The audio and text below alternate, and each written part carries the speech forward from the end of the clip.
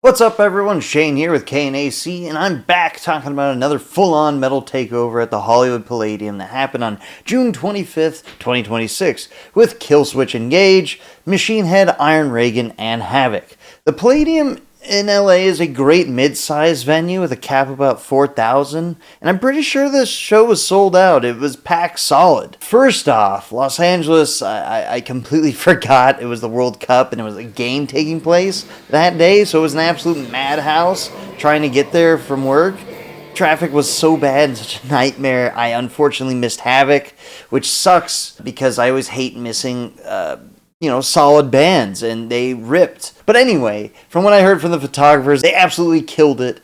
And I can say, with their new track that just recently released, Fifth Generation Warfare, it rips, and I am excited for a new album. So don't sleep on Havoc, and be sure to catch them when they come by your area. However, once I got inside, though, I got there just in time to see Iron Reagan, and they wasted no time turning the Palladium into a massive war zone. Hell, this was the first time they played LA in about 8 years, I think they said. Been about that long since I've probably seen them. For anyone not familiar with Iron Reagan, it started off as a side project with members from Municipal Waste, Tony Foresta, and Landfill, as well as ex-Darkest Hour members Paul Burnett, hope I said that right, and Ryan Parrish. And they recently just added ex-Cannabis Corpse member Adam. This is just not a Municipal Waste Part 2 or whatever. Iron Reagan is more pissed off, more political, got that more hardcore thrash kind of crossover sound, I feel. They're more direct. Their songs are a lot shorter, mean, sarcastic, and they're built to keep you moving, The entire set is just a constant hit. I've seen Iron Reagan about 4 times, and every time they do the same thing. Like I said, they just get bodies moving, the pit opens up immediately, and even Tony during the show kept calling for crowd surfers to continuously pour over the barricade. They ripped through about 16 songs and played, Paycheck, Drop the Gun, Cycle of Violence, Eat Shit and Live, Your Kid's an Asshole, and then my personal favorites, Fuck the Neighbors and Miserable Failure. These songs are ridiculous but fun as hell, and there's always some meaning underneath the humor. But be sure to catch them when they're on tour and when they come by you. And I know they just put out a new EP, I believe, recently too. Anyway, after Iron Reagan came Machine Head. Now this is a band as of recently somehow I've always missed live. I've seen them about 3 times, but it's been a while since I've seen them. Problem with living in LA is sometimes so many bands come through the same night, you miss some. However, Machine Head came in with a stage and that killer setup that they're known for. Cool visuals, they had a heavy commanding presence that makes the venue feel a lot larger, almost like a festival size show that, Rob Flynn knows exactly how to control a room. He had the Palladium crowd surfing, he had a wall of death going, and at one point he had everybody, get down to the floor, jump up. The set just had an old school, energy to it. They mixed in some newer material, but they opened with, Imperium, and that set the tone. They tore through all of that. They played Choke on Your Ashes of Your Hate, Game Over. I was hoping they were going to play Aesthetics of Your Hate, but they didn't.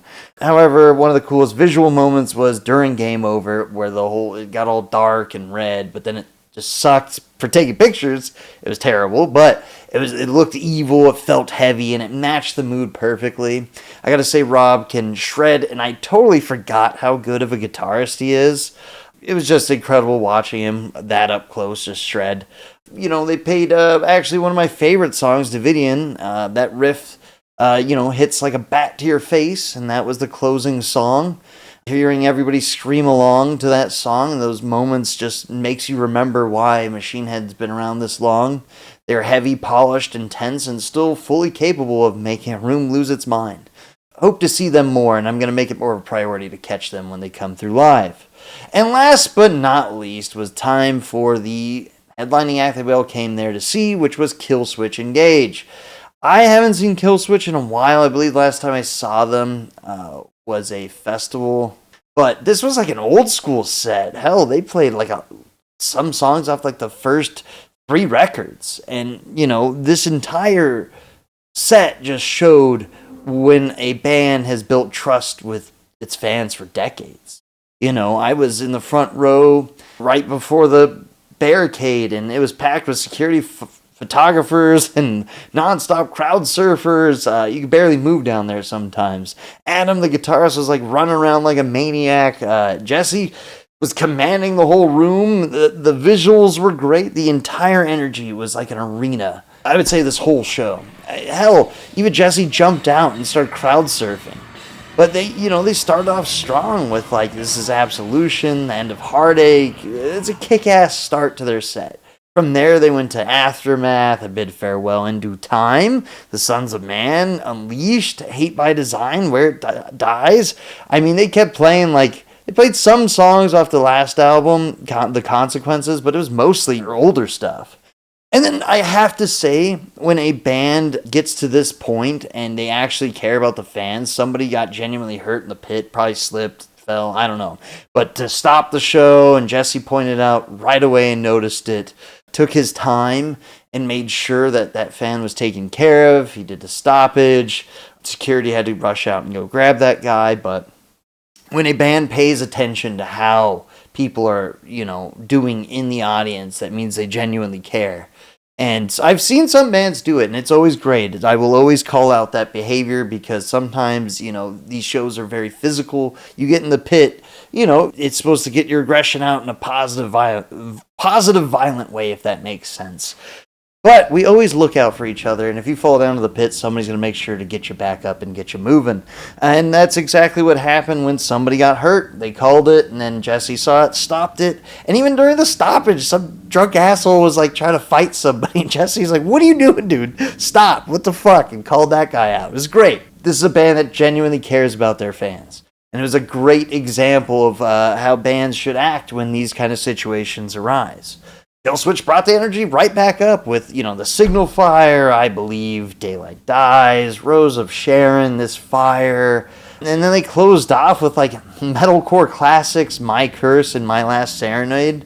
Those are just like the greatest hits of anybody's metalcore playlist back in the day. But I gotta say, all in all, this was a killer show from top to bottom. Sucks I missed Havoc, but I heard they were great still, and be sure to check out their new material coming out.